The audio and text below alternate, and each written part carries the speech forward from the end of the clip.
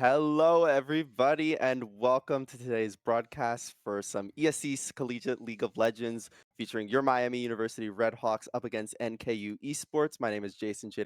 Allen, And I am Devin, the Doc O'Connor. and today we have a great match between Miami, who's currently undefeated at 3-0, and NKU, who's only suffered one loss to Northeastern, who's also 3-0. So Yep. this is going to be a great series here, best of three. There has been a bug in the recent patch with Spectator Client, so we unfortunately aren't able to broadcast this necessarily live, which is why we're not going to be jumping straight into draft, and we're instead just going to be jumping straight into game because unfortunately Spectator Client needs to be fixed, Yes. as is per usual with Riot Client stuff. Y- But you're still going to get all the games here, and you're going to hear our lovely commentary, and we have not been spoiled, just like you. So we're going to have a blast today. It's a best of three. I think it's going to be a great game, and I'm super excited. Yeah, I think it's gonna be pretty evenly matched. I mean, like dropping a game to Northeastern, that's nothing to cry about because they are if I'm correct, the previous champions. I I think think it they might have been Ball State who was the previous champions, uh, or we could both be I'm wrong. pretty sure it's Northeastern, but we'll have to Okay. fact check that. We'll get back to you on that one. But yeah, I mean, still a very qualified team. It seems like it's going to be a bit more of an even matchup than we saw, in the previous nights. So hopefully you are excited for that because we definitely are. I mean, as much as we love casting Timos and bit of those funky picks. We would like to see some good League of Legends. So Right, and I wish we could have been able to see in draft, but instead we're going to be hopping into game like pretty much right now, yeah. and we're going to be able to see the champions, and we'll be able to talk about them right now as we hop into game. So we have Miami University up Uh, against NKU, and we're going to take a little bit of time to talk about these champion picks for Miami. It's a Varus Soraka bot lane, which is very interesting, up against NKU's Ash Nautilus. yep. And then in the mid lane, we do have a Hui for NKU, one of Oh, the newer champions. Interesting champion to cast because the ability names, there's like so there's a many. million And of them. before we talk a little bit more, NKU is doing a 5-man brush, and they are going to flash into the dredge line onto NTSP, which is going to force the flash out from him. A nice trade of flashes. We see Nautiluses always try to go for those early flash dredge lines because they love Hex Flash. They Yeah. use it so often. Hex Flash, I mean, it just makes it so easy to go for those invades because you're still getting a lot of value and you are oftentimes going to trade flashes with one of the members of the Miami bot lane in this case. So, I mean, it's always worth for you because you just have that Hex Flash for lane. I mean, as we see here, like he's going back to the mid lane and really there's no consequence. So you can just wait for that flash to come back up and, the ADC's flash is down. He's going to be really vulnerable to ganks and it's just not a great look for Miami's bot lane to start out the game. Speaking of ganks, let's talk about the jungle a little bit. Evil Lobster is on one of his 2 comfort picks of Jarvan, which is great to see, especially because Trundle unfortunately got hit with some pretty big nerfs this patch. Deserved. Deserved. I would say deserved as well. So I'm happy to see Lobster back on his other prio champ of Jarvan the Fourth. We know he's such a playmaker on this champion. Yeah. And then speaking of playmakers, NKU has opted for the Zac, which is such a great playmaker. And with no flash on this Varus, I was just about to say, he's probably going to be pathing towards the bot side, trying to use that elastic slingshot to get another, either a forced sum out of Soraka or just an early kill on this Varus. Yeah, it wouldn't surprise me, and I think it would be a good move. I think Zach has a lot of very good early game pressure with the amount of CC he provides, and he's still one of them. I mean, people are playing him top lane. He's so versatile, and what this champion can offer, he's like a ton of sustain. Can offer damage. It's crazy. As for the top side of the map, it's a Jax up against a Fiora. Now, Cleave on NKU side is a notorious Fiora player. He plays a lot of Fiora, a lot of Cassante. Up against this Jax, what do you think of this matchup? Well, I think Jax is going to struggle a bit early with the poke that Fiora has. Obviously can jump in and hit those vitals, but eventually Jax, they're pretty matched in the side lane. They do both scale quite well, but Jax is just known for becoming a monster late game. But the riposte is pretty easy for the Fiora, as we just saw there, to kind of like time. But you can recast the E as Jax to try and throw her off. But it is, a pretty generous window for the Fiora, so it's not great. And I'm surprised. I mean, obviously we didn't get to see draft, but the Fiora, is something he is known for. So you know, it dodging a ban, Miami just might just be experimenting to see what they have to focus on in game two. Right, and we see lots of trades happening top side. I have a feeling it's going to be trade city up there. As for bot side, both junglers have been pathing towards there. I'm really keeping an eye on the bot side of the map right now because it's going to be so volatile. Like, I'm very happy to see Evil Lobster shadowing that bot side. Paul D. Springer totally zoning away Cleave here, who has to back off. Yeah. But he's a bit low on mana. He's going to go back in with the counter strike, but he baits away the riposte, but he doesn't actually land the stun. And he's actually just going to fall for that. A silly mistake leads to first blood for Cleave and NKU. Yeah, unfortunately does not get the E off. I was scared a bit of that riposte. I don't blame him, but is gonna fall. And Evil Lobster gets the scuttle there and is dealing a fair bit of damage. NTSP is going to get dredged lined. Yuki does have the Zac passive to keep him alive, but NTSP is taken very low here. They're trying to get a reverse kill, though, onto I'm Big W, and they do successfully. Look at the Soraka sustain right now. They were able to get Zac passive, they're able to get Nautilus, and they're able to finish off the Zac passive, and it's a double kill for NTSP. and I mean, even without the flash, the Varus just offers so much early value with his passive and just the Soraka. I think we saw the value. I mean, it is insane the amount of healing that she can do. Pretty much at any state in the game, it comes really clutch. It was great aggression by Evil Lobster. He, again, he knows this champion top to bottom. He's played it so much. He knows probably this Zac matchup pretty well. I don't know. I would imagine. I think it's a Yeah. pretty popular jungle right now. So. Right. So knowing that he has the edge early and he just walked up, stole that scuttle, continuously just autoing him. And with Soraka behind him, I mean, he can do anything he wants. And true. I mean, you don't really have to play with a lot of fear. And we do see some trading, pretty positive for Q-Grid in the mid lane. There is going to be the Elastic Slingshot. Stretching strikes are going to hit as well to pull him back, but I see Alarm is taken fairly low here. The fear is going to land into the QQ, and Yuki is applying some pressure with the Zac. Evil Lobster has come down as well, but it looks like he will just continue taking those grubs. He's taken one already. He should be able to secure the other two, though Yuki is walking over, but bot lane has been called up, at least the Soraka specifically, so Yeah. I would doubt anything is going to be traded there. In fact, Evil Lobster, just to play it safe, is only going to take two and then is going to move away. The Soraka here just to match the Nautilus. Good roams from both the the bottom laners, and yeah, I think the grubs do offer some early pressure, and I think they're pretty valuable. We aren't going to see a lot of posturing towards the dragon at this moment in time. But yeah, as we said, the grubs can be really invaluable in terms of. I mean, we look at the top side on both teams. I think there should be a lot of grub fire here because two infamous split pushers, Jax, Fiora, especially Fiora. I mean, with her ability to just change the game and take it up like basically on you in a side lane, is kind of unique. I mean, her, Tryndamere, a couple other champions, but it definitely comes to mind. Right, especially after they made that change a while back that her Q can now deal damage to structures. Her split push power has gotten even better. Yes. I do want to talk a little bit about this bot lane again because they are fairly ahead in CS as well. This Soraka, I feel like, is doing so much for this lane. You get the poke from Varus in lane, which is able to match this Ashe poke, but they're kind of the Ashe poke is sort of mitigated though by the Soraka, and with Nautilus having to step up for everything, Soraka is able to land those Qs and able to sustain herself as well. Good to see a hook go wide there from the Nautilus. Yeah, I definitely agree, and I think we are noticing it is going to be the on-hit Varus variant. We're seeing the lethality and the on-hit these days. Yes.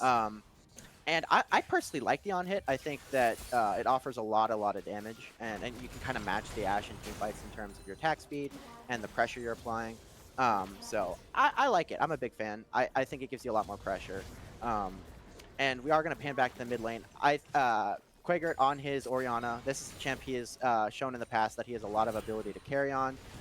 His R's have been incredible, especially with the Jarvan. Like if we Right. point out like these champion combos. Though he is going all in, a Spiraling Despair is going to come out. A good flash from Quaker with the shock wave, but he's going to get pulled out. The passive from Hui is not exactly enough to take him out, and he lives just barely. Valencilla is able to keep him healthy for another QW from Hui. Yeah, and you got to be. I mean, like, just when you think you're safe from Hui, he can hit you from like three Right. screens away. Hui away, it's scary. Oh, and then we are gonna see an The Ash arrow. Ash Arrow is going to come out. It's not going to be able to steal the Dragon. Valencilla is going to be in trouble here. Forced to flash away from the Elastic Slingshot. Evil Lobster gets pulled back. It's a nice flag and drag. Look at Valencilla and NTSP. See how much damage they are able to do. Flashes away from Evil Lobster's Cataclysm. Means they will be safe for now. But Evil Lobster is going to get hooked here. A flag and drag will pull him out to safety. And it is just a little bit of a scuffle after Miami is able to safely secure Ocean Drake. Yeah, both early game objectives going over to the side of Miami, and that's going to be really pivotal. I mean, these objectives are really going to help Miami in the late game. I think with Hui, he does have a good amount of scaling, and Fiora obviously scales really well into the late game. But I think Miami can match quite well, especially with on-hit Varus, can be really good in the late game, and Orion is no slouch either. Right, so many trades from Paul D. Springer. I actually like it. I think that Paul D. Springer succeeds in these very, very short trades. If they go on longer, though, those precision procs from Cleave are going to deal a lot of damage. So just trying to pressure the Fiora away, push out his wave a little bit so he can safely back. Yeah. We're seeing a roam here from the Nautilus, able to just clear out some vision. Valencilla is probably going to meet him in the river. Yeah, and if a Scuffle doesn't break out right here, and it might in the bot side, I would be curious to see the gold difference between these two top laners, because we do see a bit of a CS gap, and yeah, there it is. So not I mean, it is basically 2 kills worth. So Right. yeah, a good amount. He has the kill on him, but Fiora obviously is. You need a lot of resources, and you need to continue that split pushing playstyle in order to really carry. But she can get involved in team fights with the ult, and I'm curious to see what this Cleave player is able to do, because obviously, like we discussed, it is really a comfort pick for him. Interesting. Evil Lobster moving up to try and secure 3 more grubs. That would, if he gets at least 2 more, that would give the mites. 6 total would be a whole bunch of mites. Yuki is here to try and see if he can stop anything. He is going to spot Evil Lobster And you and see Paul one D. more, Springer, but he's not going to contest. no, he can't really contest there, so he's going to just take his Raptors. Bot lane is safe. They did a little bit of a lane swap so that Valencilla and NTSP come back. It's a really nice shockwave, actually, under turret, and Ash is taken fairly low. I love how aggressive Quaker has been playing this game, especially against the Hui. Really feel like Hui struggles immensely early game. And with so many of those grubs being able to be taken, they're going to deal a fair amount of damage to turrets. Stretching Strikes is going to pull NTSP back. And here comes the Fiora with the Ghost. They're going to have to kite away from this, which might be difficult. NTSP is forced to flash. Chain of Corruption is going to slow him down. Spiraling Despair is going to slow him fairly much, though. And Fiora is able to secure it. And an Ash Arrow is going to nail Valencilla in the face to secure her as well. And all of a sudden, NKU is starting to climb back from this 1K gold deficit. Yeah, not great for Miami, unfortunately. Valencia did kind of like path into that arrow. It came very quickly, so I don't necessarily blame her. And, it is just not a great series of events for Miami. And 2 of those kills going on to the Fiora. Flash is coming out from this Jax. He's trying to all in here, but won't do much. Grandmaster of Arms was used there as well. I think he just maybe wanted to just apply the pressure, but I don't know if he wanted to flash there really. Oh, looking again with the counter strike. He's actually able to get the kill. I wasn't sure how much I should hype up what was going on top lane because we weren't seeing it. We've seen a lot of like short trades with nothing really happening. Right, yeah. exactly. Surprise. Well, I love to see it from Paul D. Springer. That might have been a small shutdown as well, because Fiora previously got those 2 kills, and I was just going to say how it can be kind of scary to have a fed Fiora in the side lane. You hold on, though. Shockwave comes out into the flag and drag. I don't think the Ash was expecting that flashing there. Quaker's able to secure that kill. And look at this action. We have constant picking off in side lanes, whether it be a solo kill in the top lane. But, it's just great to see, an even back and forth. I really like to see 2 evenly matched teams just go at it, because that is really what we want to be watching. And the Nautilus and the Hui are in the mid lane now. So Ash had to Unfortunately, fall there. She did burn Flash notably, so she won't have Flash up for this Dragon. Yeah. Other than that, though, almost all ultimates are up except the Command Shockwave that was just used, which is a pretty like important Yeah. ultimate to have down for this Dragon. But it looks like Miami's still setting up here. They don't have the Scuttle, And look at the so vision they control from right. Miami. They have a lot of vision in this bot side here in the enemy jungle. So they have complete control of what's going to happen. And this, Slingshot forces out the flash, but he is just going to get rooted up continuously. But the stretching strikes pull everyone back into a spiraling despair. NTSP is totally caught off. Valencilla has been ulted by the Fiora, and I think Cleave should be able to get this one. Valencilla is being chased. Those Qs coming out will finish her off. Meanwhile, top lane, Paul D. Springer is able to get some damage onto this turret, but it will mean Dragon for NKU. yeah. I mean, we're really seeing kind of the result of leaving the Fiora open. You know, having this comfort pick, you know, Cleve is able to play so confidently, just dashing into these team fights with no fear. You know, really good utilization of his skills. And while he didn't get his full ult proc there, was able to apply enough pressure with the Zac. But one thing I'd like to highlight is I'm Big W, the Ash of NKU. While being down on CS and a 0-2, has had amazing value with the arrows. Yeah, these Enchanted Crystal Arrows have been nailing Miami directly in the head, and it's been punishing that, like, you've punished the one person that you're really trying to get behind, Yeah. and Still, they're still being proactive. yeah, offers so much utility regardless. So yeah, that is unfortunate, and we'll see if that continues to be the case later in the game. Um, and you know, it's just Ash just provides a lot of utility with her, with you know her E, with all her abilities. The hawk shot, you know, gonna get vision everywhere. So you just like to see it. The Rift Herald was just secured for Miami there with all those grubs as well. It's going to summon a whole horde of mites. Miami's going to have to put together a play, though, to do. And now we start to see some of this pushing power from the Fiora. She can take turrets so quickly with her E and her Q. No grubs. Not And doesn't no need 'em. grubs, doesn't need them. I do applaud Miami for really putting a priority on grubs because that would be a real serious issue. Oh, But I mean, the Fiora is the big concern right now. I agree. That's the main concern this game, and they have so much playmaking moves, NKU, that they can execute fights when they want to. Yep. The Elastic Slingshot, the Enchanted Crystal Arrow, the Depth Charge, Dredge Line, all of that. Evil Lobster might have bitten off more than he could chew, though. He's going to get hit by Elastic Slingshot into the Spiraling Despair. Flash comes out. He might just fall here to the QW. Valencia is going to be nailed in the head once again. Sorry, Quagert, excuse me, is going to be nailed in the head with the Enchanted Crystal Arrow. And once again, Miami's caught out a little too far here. Yeah, they're playing like they,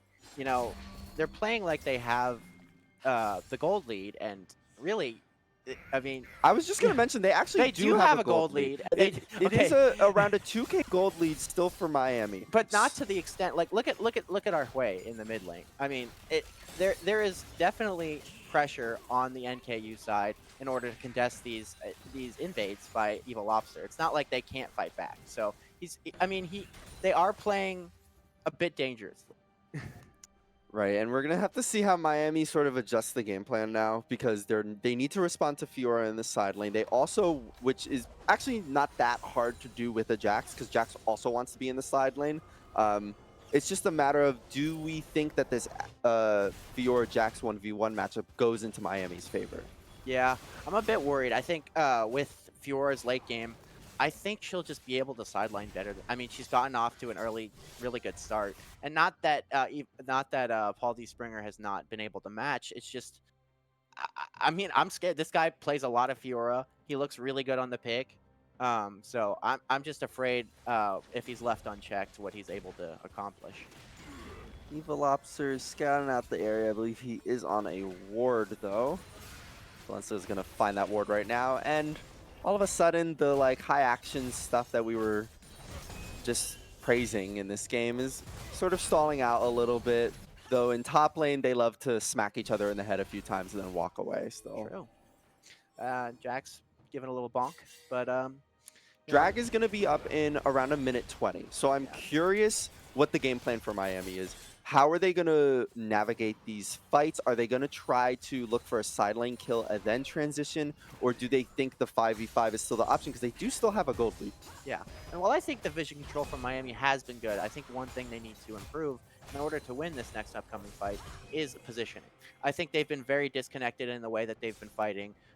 They've been very like not they've been not positioning as a unit. They've been very split up, and it's caused picks and opportunities for the NKU to capitalize. And here comes Evil Lobster. He's going to smack it in. There was also a big trade happening top lane, and Paldy Spring is able to pick up a kill. Evil Lobster gets nailed by the Enchanted Crystal Arrow, but this looks really good for Miami. They weren't able to get the turrets, but now they will. Evil Lobster's going in. A great Cataclysm. The Spiraling Despair is on him. They're able to proc the Zac passive. Evil Look at Lobster the is Soraka. still alive with Soraka's support. They're able to finish off Yuki, and this will probably transition into Dragon, which is up in 10. And Baron is spawning. I mean, I'm not sure they can push it that far, but they did take out. I mean, Fiora's dead. The jungler is dead. They can pick up the dragon with pretty relative ease here, and a great team fight. Like just when I was talking about positioning, they group up and they have a game plan. They go in with the Herald, and then they re-engage beautifully. Right, and I was just about to mention before that team fight happened, it was so smart of them to take that fight. Cleve did not have teleport, but Paul D. Springer did. It ended up being that Paul D. Springer was able to take the fight and win it against Cleve. But even if he was just straight up matching, Cleve could not leave. He had no way of just leaving that fight to join in. And in these 4v4 situations, even in 5v5, if it were to be, Soraka provides so much value. We saw it there. Evil Lobster just could not die. I'm Big W was firing as many arrows as he can at him, and he just would not fall because of this support. Yeah, the sustain from the Soraka is just going to get even worse for NKU, Right. to be honest. Like, this champion just gets more and more annoying because just when you think you have someone on the side of Miami, they just get healed to full. Right. I mean, it is amazing to see this Soraka scale. So. And we saw, I mean, it's resulting in Evil Lobster, hold on, is going in with a flag and drag. The Enchanted Crystal Arrow is going to hit Quager. Not much is happening, though. The Let's Bounce is providing a lot of support. Spiraling Despair is sure to lock up Evil Lobster. Wish comes out to heal him up, though. Looks like Quager will fall with a Dredge line. NTSB is doing his best to kite away, and he will successfully. So it's a 0 for 1 in the favor of NKU. Those QWs from Quay are starting to hurt, though. It's going to force NTSB and Valencilla to back. This mid turret will probably fall. Yeah, and they are going to be giving away a bit of pressure in the mid lane. Every time a mid turret Springer, I think, can just... He's not mad to take these fights. The Grandmaster at Arms is just barely not enough. Flag and Drag is going to go in mid lane meanwhile. Here comes the Cataclysm, and it's pretty huge. Evil Lobster is going to fall, but not without a double kill going to NTSP. The Fear comes out, which procs that way passive, and they're able to actually get an ace for NKU. Right before the mid laner of Miami was able to one. Yeah, they did get the ace. And I mean, we were talking about this Fiora, but look at the way. I mean, the value that this guy has provided in team fights has been, insane with his R. He has one of the best team fight kits in the game, in my opinion. And, with his passive, everything going together, it just massive amounts of damage. And he has not dropped a single death yet. I mean, this guy is playing, he can play really safe, but still, he's the classic artillery mage, and I think Miami really need to change their target priority in order to get into this backline with the Jarvan, try and get maybe the command shockwave. Valencilla might be in trouble here. Elastic Slingshot, the Enchanted Crystal Arrow stuns her up. There's not much damage, though. She's been ignited to reduce the healing. She's just stunned for so long. A TP comes in from Cleve. NTSB is in so much trouble. Chain of Corruption comes out, but it's not enough. That's a big shutdown going on to this Fiora. Evil Lobster is dying in the backline. Paul D. Springer is doing his best. He's able to pick up one kill. Spiraling Despair is going to come out, and he will likely fall as well. That is huge for NKU, and it's likely to result in a Baron. Yeah, I think that it was, like we were talking about earlier, a bit disjointed there from Miami. Seems like they kind of want to go somewhere, and then they kind of want to go the other way. And, there's not a lot of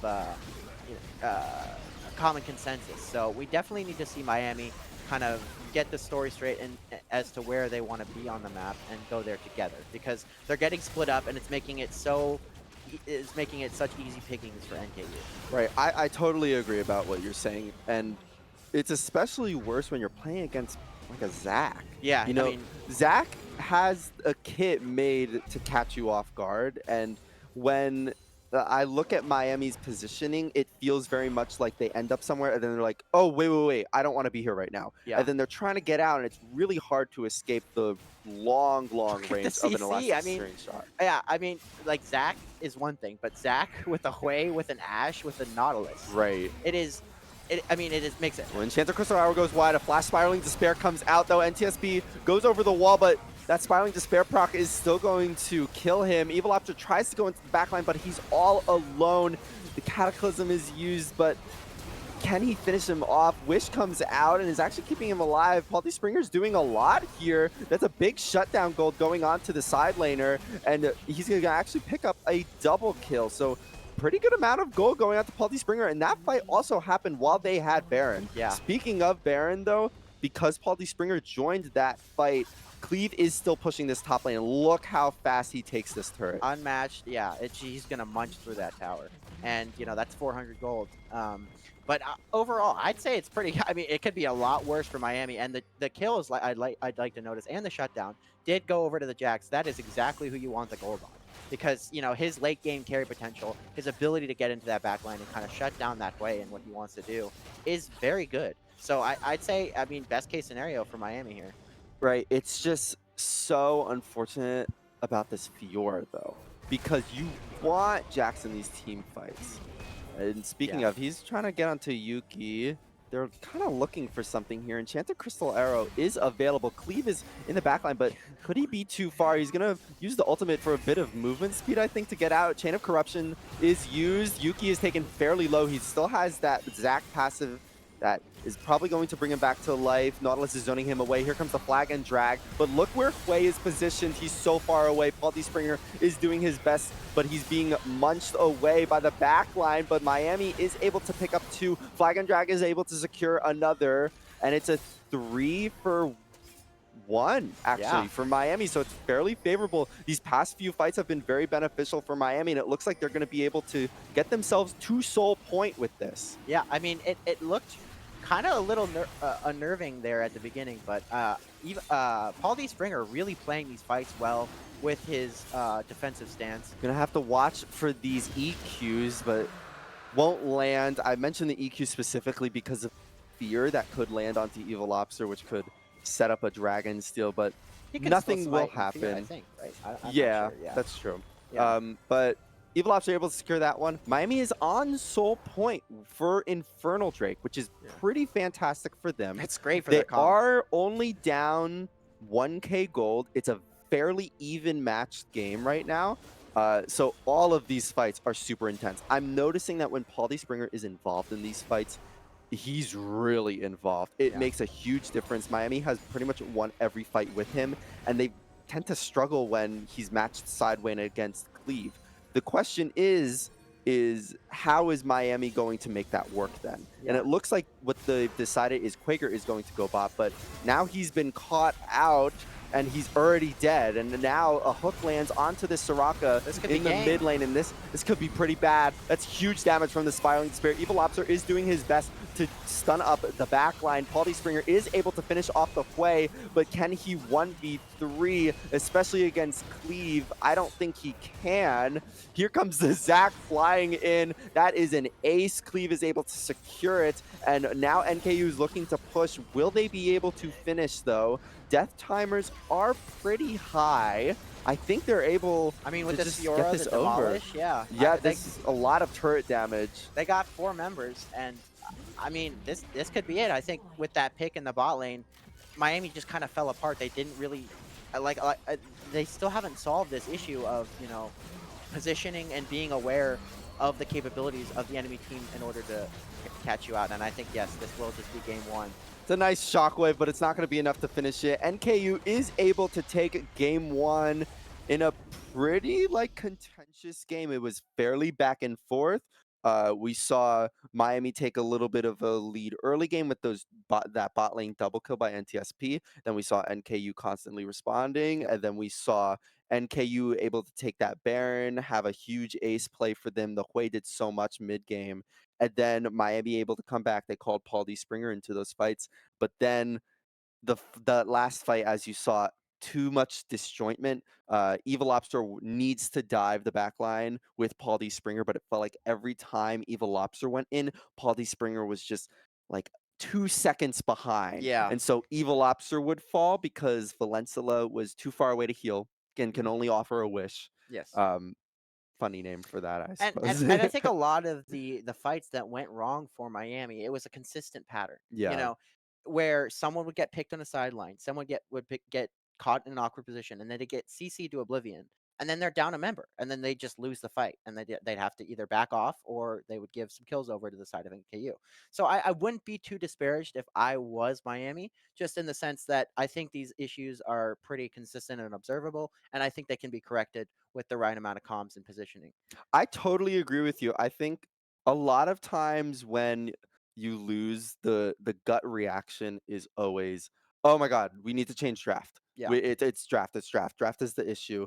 I think in this game, I don't think draft was an issue. Draft I I, mean, they I I think it was great. You saw their game plan like prove effective in some of these fights. It just took a few mistakes for NKU to capitalize on them. yeah. This is a best of three series, however, so Miami totally has the chance to come back here. We are going to take a short break before we enter that game number two, however. So stick with us and we will be right back.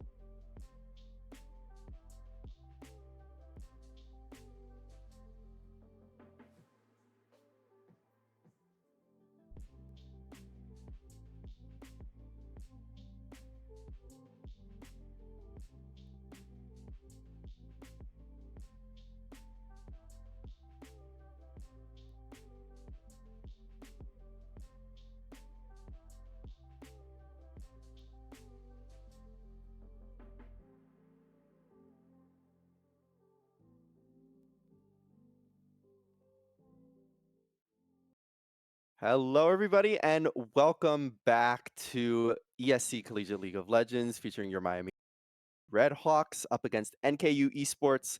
NKU was able to take match one in this best of three series, but it was a very, very back and forth match. Yeah, I'm really excited to see how much changes with draft because, I mean, we were talking off of cast about how we thought the struggles really weren't draft yeah. and that there was just a lot of decision making errors from Miami that resulted in the NKU victory. And I would feel confident if I'm Miami going to this next game. I agree, and I think this is one big point that we actually weren't able to mention at the end of that game, but we kind of discovered on the break is Miami's comp in that game wasn't bad in any sense, and we saw the potential in the 5v5. But a lot of the times, what caused their downfall is getting picked in a side lane, getting picked in a weird place. But if they were in a straight up 5v5, they just slow down the game and they play it better. And I think we saw a lot of examples of that. Right. If Miami's champs are made for team fighting, the Jarvan, the Orianna, you see these combos are there. Arguably everyone except the Jax. So, and even Jax can, hold his own in the team fights. So I think if Miami were to slow the game down, go for the soul, they had the grubs, they had everything they needed. They just can't make these plays that, cause them to be vulnerable. Right. So I'm very excited to see how this changes in game number two. As a reminder, as we get into this game number two, due to a spectator issue with the client on League, we are unable to view draft. However, we are into game now, and we see some switch ups, but actually the core of Miami and NKU's comp is kind of still there. So let's go lane by lane again. I want to Okay. talk bot lane to top lane like we did last time. All right. We see the Varus and Ashe, same 80 carries on both sides. This time the Varus is paired with a Milio, I like that. while the Ashe is paired with a Bard. So another playmaking support, just less tanky, less frontline. Okay, I like this for Miami just in the sense that I think Bard is a very hard champion to execute. I think that he can be incredibly valuable if played right, and as we saw demonstrated in pro play and at Worlds, this champion is really cool. But I think in order to play it at a very high level, you just need to play that. It's not very accepting to mistakes. Prager Um, is going to be seen here. They're looking to get the Q off. Some good damage that's comes half out health. Yeah, and likely be forced to back here, although minions have already spawned, so he's actually not going to be able to get it back off. So some he has good the damages pots. comes out. It's going to use some pots. Yeah, Uh, Speaking of, mid lane matchup is the exact same, yeah. which I'm actually not mad to see. The Hui was really good in that last game. But it's going to be up to Miami now to sort of understand, okay, what did we go wrong up against this way now that we know how to play against it? Because presumably, if they didn't, then they would have banned it. Yeah. So because of that, Miami has kept the top side pressure of Evil Lobster going on a dive champion, as well as Paul D. Springer. The Camille and the Xinjiao. So, uh, actually, Paul D. Springer, we were talking about the Jax last game. He has even more. I'd say this is probably his most famous champion in Right. the Camille. Like, he has a lot of experience. This is one of the champions he used a lot when he was first making his climb. So I think that, this is a very much a comfort pick for him. Right, and he is up against Cleaves Olaf, and then in the jungle we have another playmaker in the Lee Sin. So NKU is a playmaking comp again. They're looking to catch you off guard and pressure you. While Miami has a pretty good 5v5, and they are also able to catch up, but they're looking to dive. They're looking to actually pressure this way in the Ash again. Hopefully, they're going to be able to execute it properly. Meanwhile, Ghost is proc topside. Paulie Springer is taken fairly low here. Will he fall? Flash comes out from Cleve. First blood comes down to NKU. He is going to trade 1-1, But however. Paulie Stringer has the teleport. He's able to get back to Exactly. lane very quickly, able to catch the waves that he needs to catch. It is, I mean, while he did drop first blood, Cleve used both his summoners, and Paulie Springer, like we said, is just back in lane like nothing ever happened. Right, he's not going to be able to get the push off, but he will likely be able to deal with this wave as he pleases, as both junglers are pathing towards this bot side. Evil Lobster did shadow that top lane fiasco, so he is way later than Yuki. So Yuki is going to be looking down here, likely to get that scuttle. I'm curious to see if Evil Lobster just takes red and then goes back up top to get the top lane scuttle, or if he just sort of says, yeah, whatever happens, happens. Yeah. And as for this bot side, I think the Varus pairs a lot better with Milio. I mean, not to say, I think this rocket was great last game, don't get me wrong. I think it was a big reason why they were so successful in All those right, 5 Quaker's dealing a fair bit of damage actually onto this way. I was almost gonna suggest he's actually gonna flash away, but he's gonna respond with another flash from Ice Alarm, but Ice Alarm flashed downwards, trying to dodge a Q. Looks like, oh, the flash doesn't connect from Step Top. Oh, and he gets Oh out. That's man, gotta be rough. Quaker is gonna get out alive, and it's a great early kill. I was gonna mention, I know that the TP is valuable, but really Quaker was able to pressure Ice Alarm so much last game on this way that I almost would say maybe Ignite is worth it, because there's a lot of times last game where there was some trades where I was like, if he had Ignite, Yeah. he's dead.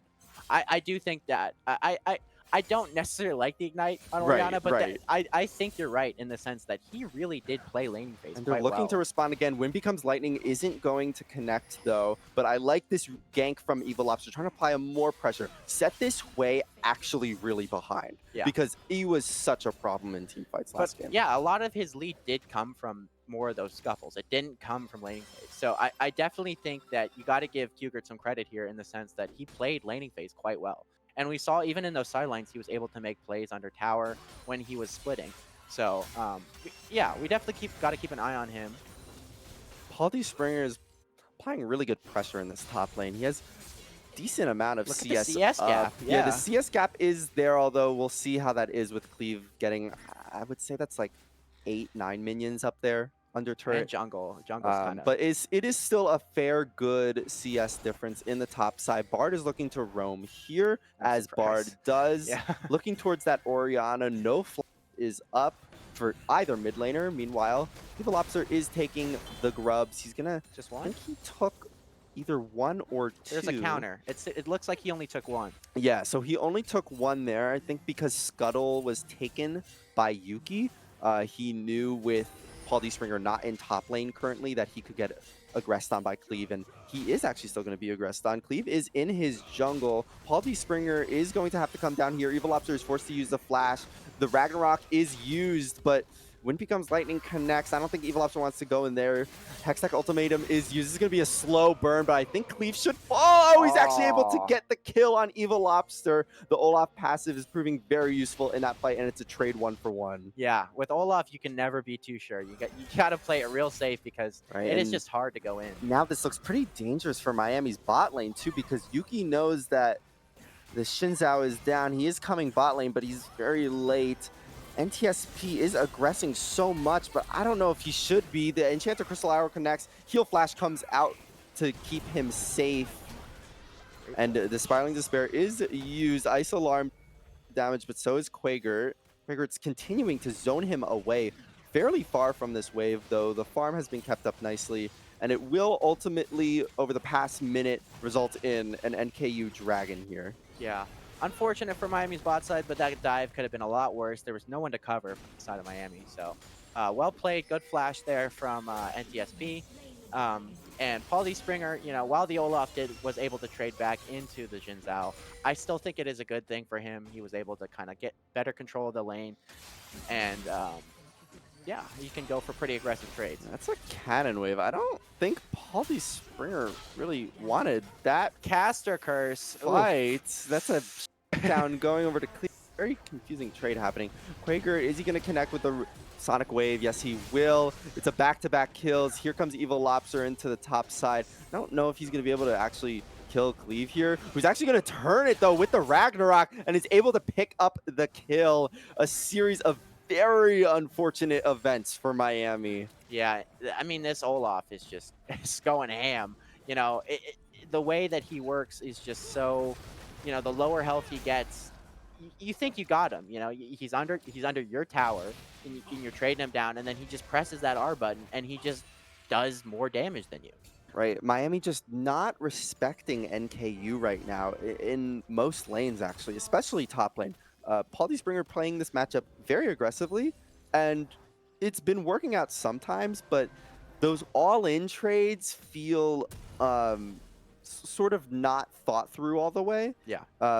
Where he's not really considering that this Olaf passive can really provide a lot for him, even through Ignite. Yeah, and if we're looking at it on paper, it is. I mean, Camilla's great. She scales great, but an Olaf early game, that's insane. Right. You know, it's one of the best early games. Like, even well, although Evil Lobster is going to be able to come up here. The flash away from the wind becomes lightning is nice. He's going to get locked in by the Hextech Ultimatum. They're trying to kite this out in a smart way, but Evil Lobster is still taking way too much damage from Cleve. Look at the healing. Ignite was not available there. Quaker comes up. Looks like they are going to finally be able to kill him with the shutdown gold going over to Camille. Meanwhile, bot side, NTSP is going to be locked up by the Enchanted Crystal Hour. He's going to knock back with the Chain of Corruption. Cozy Campfire is going to keep him alive. Yuki is taken dangerously low, but a flash kick keeps him alive. Ice Alarm is able to finish off Paulie Springer and will likely take away Quagert's life as well. Although Quager is dancing around him to the best of his ability, and EE will complete a double kill for him.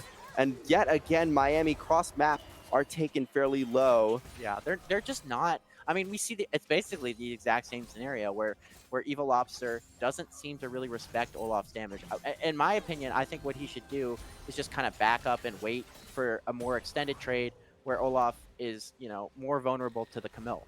I think that, you know, it's not like Paulie Springer can't get these kills himself. So I think there's some times where the Jin Zhao goes a little bit too far, and then the Olaf just punishes. He just hits him. Right. Look at that early game Hui damage, too, onto that Camille.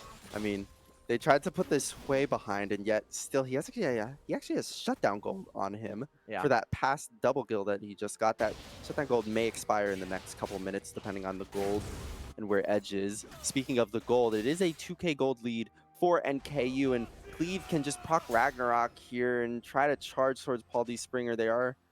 We're looking for something there, but unable to get anything out of it. And now NK has so much of a lead that they've been able to get just all across the map that Miami's starting to struggle. Quaker is going to find Steph Top, who's just doing Bard things and doing some dances. And with the amount of grubs that they've taken, Cleve is able to safely push. Now, I will say, Miami does have a nice late game set up for them.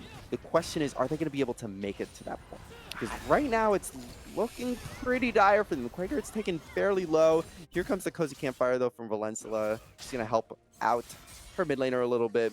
I mean, Paulie Springer's trying to stall here, as you can see, by like edging this minion wave out of turret range, trying to make sure that like no turret damage is going to happen when it doesn't need to be happening.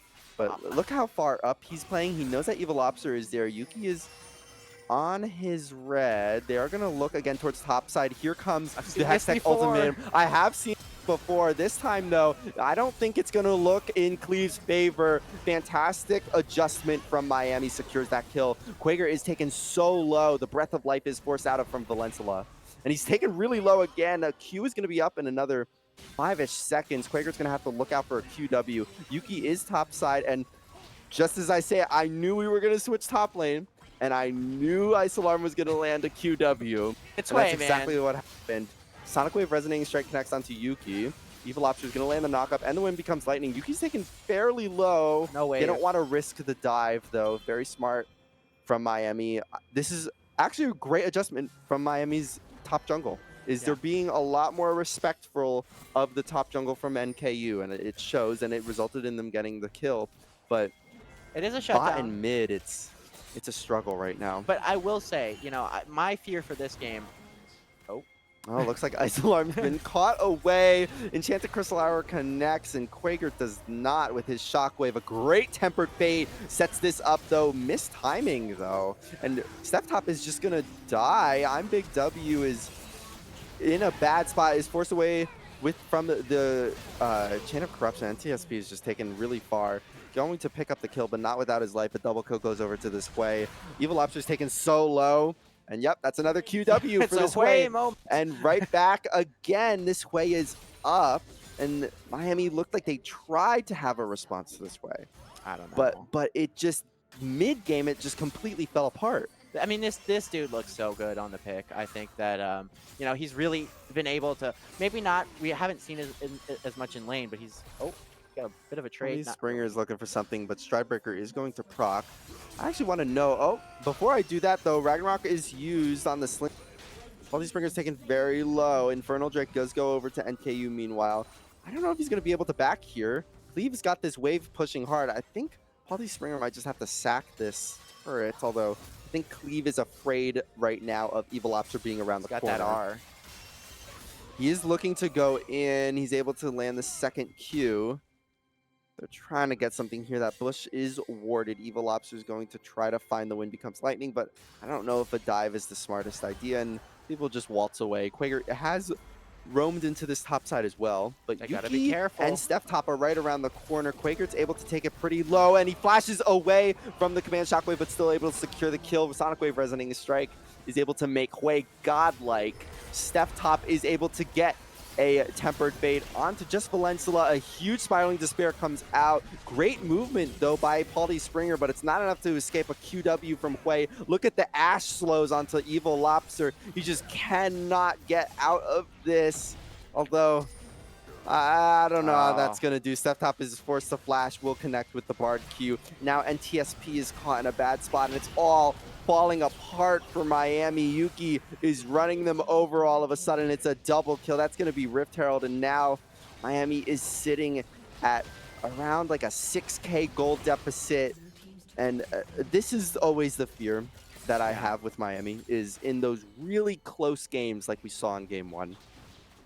They aren't able to capitalize on the changes that they think they could in game 2, and instead they just crumble in the mid-game. It seems kind of like, in the other game, it looked pretty good for Miami. We saw a lot of the same, dominant laning from Quaker, but I think the problem that we have in this game, there wasn't as much early objective control from Evil Lobster. I mean, obviously, we've seen the two Drakes go over to NKU. Oh, and Ragnarok, he's running at Quaker. Flash comes out. The Q is able to finish him. One Axe Fling will do it. Cleave is a monster right now on this Olaf, and they're looking top again. They're constantly able to fight. NKU's trying to push their lead as much as possible. Paulie Springer is in so much trouble here, taken dangerously low. A Hextech Ultimatum is not likely to save him. Tempered Fate will catch him away. Bard Q won't finish it, but I'm Big W will, and now I like how much pressure NKU is really applying here. Evil Lobster. Evil Lobster is looking here. He has some of the backup, but how much can Cleve heal here is the question. NTSP is really close to him. Valensula, unfortunately, is going to take that kill for herself. Olaf can't 3v1 yet. Right, but can Hui is the question. Evil Lobster is going to get fear, doesn't take damage, but still takes CC. Spiraling Despair comes out. That sets up a QW so easy. I don't think Evil Lobster realized how simple that combo is. How many times has he done this? Right. At least, I mean, like, how many times? Oh, but they're looking to get the shutdown gold on Hui. That's 700 gold. NTSP, will he get it? It's going to go on to Quaker. Still goes on to a carry. It's a big shutdown for Miami, but not without, I believe they took Rift Herald there, so yeah. NKU's lead is still major. It's just been a rough game. I think particularly for, I mean, you just go by scoreboard. Evil Lobster just having a rough time finding footing in these games. I think a lot of that is due to, those attempted ganks topside, and then Olaf just being able to just trade back and at least go 1-for-1 almost every time. So it's made it really hard for Evil Lobster to stay up on CS, stay relevant in this game. You have to wonder, and again, unfortunately, Spectator Client is just bugged on live patch, so we don't get to know bans. But Yeah. I'm really curious what Miami's bans were this game. If I it was would the Fiora, I would have liked to um, see a Hwei. I'm gonna be yeah, honest. Like I think a Hwei ban would have benefited them. It was really impactful last game, and I understand that while it may have not been as strong in the laning phase, look at the team fights. Look right. at we're seeing these QWs just landing time after time. And I think that's what Miami's thought was, is, oh, well, it's not strong in the laning phase, so we'll just play more aggressive early. More pressure there. And Yeah. it ended up just being that NKU still had control in the early game.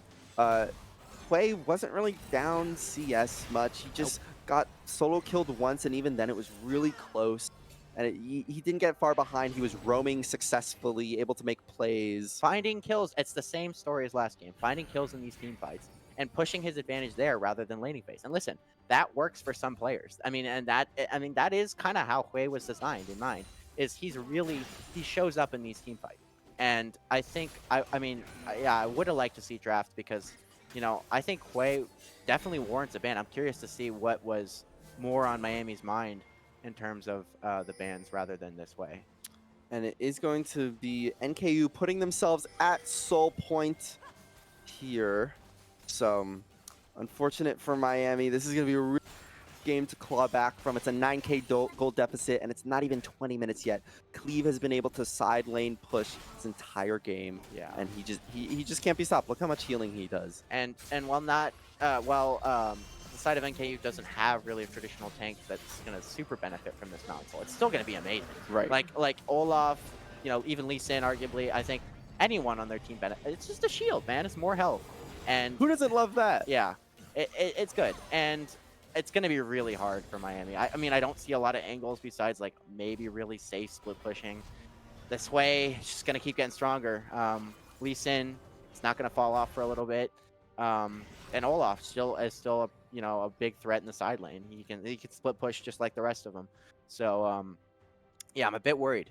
I think it's been interesting in these past 2 games that bot lane sort of hasn't been a factor, really. I don't know. For both teams, I would say. I'm seeing the Ash arrow. The Ash arrows in impactful, but in terms of carry potential, especially even this game, they haven't really done a lot, and that's why actually, like you said, those Ash arrows were really impactful, and it doesn't really matter how fed you are, you're going to be impactful no matter what with an Ash arrow. Gets vision. So I like NKU's bot lane decision of, like, just have playmaking bot lane. We were able to get the play again. It'll be fine. Yeah. And that's exactly what's been happening. I think Miami needs to recognize that bot lane is not the side of the map you're going to want to prioritize. And I think they have in some aspects. Most of the ganks were focused on that top mid side of the map. And Paldy Springer is taken pretty low. Hookshot is going to bring him back, but he's actually going to go back in. Not going to be punished for it, though. Doesn't want to go into that 3v1. I think Miami's trying to look for something here. They need to just claw them ways back into this game, but getting caught out is not the way, which is exactly what happened to Quaker. Meanwhile, in the other end of the fight, a Tempered Fate is going to stall it a fair bit, but here comes the Hwei. He's doing so much damage.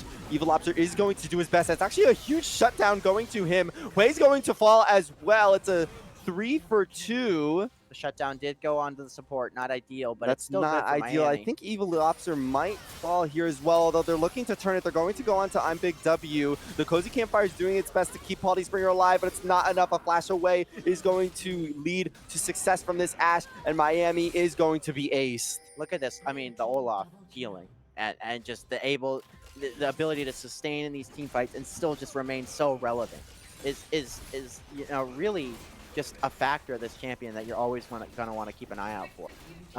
And again, we saw the Ash ult just be useful. And it just looks. It doesn't. It's not a good look for Miami. No. Shockwave is used to try and stall the recall, trying to pull on Big W, I think, in that, but was able to finish it successfully. And it's a 10k gold deficit. They're trying to look for something here. A TP is going to be used. Look how fast Paldy Springer is. Does not have that Hextech ultimatum available. And meanwhile, though, the Enchanted Crystal Arrow connects onto Quaker. Sonic Wave Resonating Strike is able to clean that one up, and it is a disaster right now for Miami. That secures Baron, and that might just be the game right after it. I mean, it definitely could be. I could see them ending right after the Baron take because I Miami just doesn't really have any, tools to stop the push here. Um, it's just it's not like they had that last ditch attempt there, but again, we saw the Olaf provide value. We saw the Ashe ult come in just right when it's needed to. If this Ashe isn't doing, a lot of damage, she may as well just provide CC, and that's exactly what she's doing. So I think really well played by the bot side of NKU. Really impressed with the way that they've been able to find value in this Ashe, even when she's kind of set behind. It's so unfortunate there's just nothing working for Miami. And once again, they're going to try for desperation here. They caught the way out, though. This is looking great. Tempered Fate's going to stall Evil Lobster a little bit. Will likely lead them to get away to safety, but a nice catch away. Polly Springer is looking for more. Great command shockwave. Shutdown goal goes onto Evil Lobster. Can they get another onto Seth Top? Looks like they won't be able to get it. Look at this Olaf, though, who's shredding through Miami. They just don't have an answer for Cleave right now. Yuki as well is able to land another Sonic Wave and get a double kill onto Paul D. Springer when it looked so good for Miami Yeah. that Olaf just swoops in and takes the house. Just when you think, like, this is it, this is the angle Miami needs. They get the Hwei, they get the big damage, they get everything they need, and despite the Tempered Fate, they have the chase. But immediately, Olaf joins the fight, stops them in their tracks. They cannot, like you said, they just don't have an answer for this guy. Like, Grievous, he just shrugs it off, dude. Like, I mean, does Miami actually have any Grievous? No, I'm not seeing any. I don't see any Grievous. There is an Ignite on Paul D. Springer, but when that is down or when that ticks away, I mean, They're playing into a Lee Sin. right. I mean, there's a lot of healing on the side of I yeah. do want to mention that Miami is playing a team as the Lobster is going to likely fall here. Although, look at the Milio shield. Wow, that is Valensula is that going is to save him. sizable. That was actually really nice by Valensula. And now this dragon doesn't look as bad. Suff top is taken really low. Tempered Fate is not able to actually come out, but this dragon is taken solo so quickly. A nice kick back onto NTSP secures that kill. And they do have Mountain Soul as well. A huge Spiraling Despair comes out.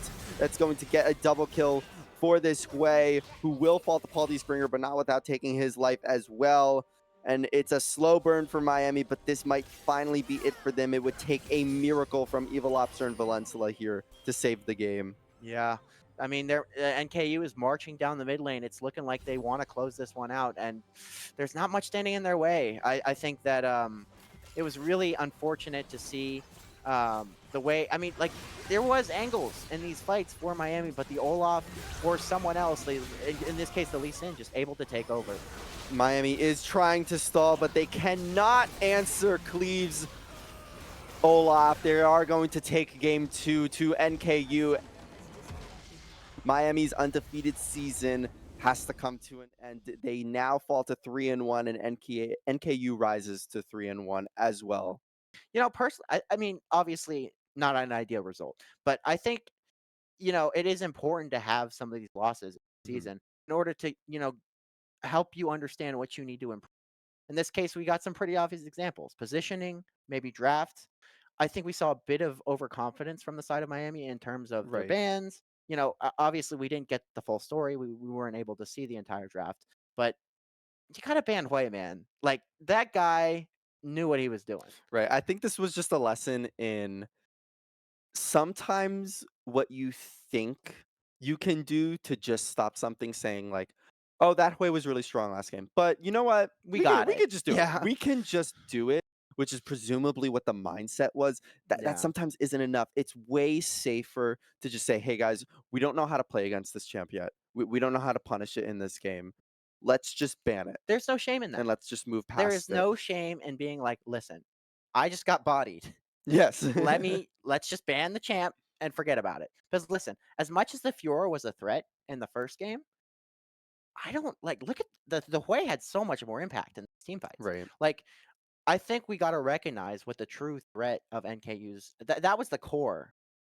So I think we really need to pay more attention to that in the future, and hopefully Miami takes some notes and comes back stronger.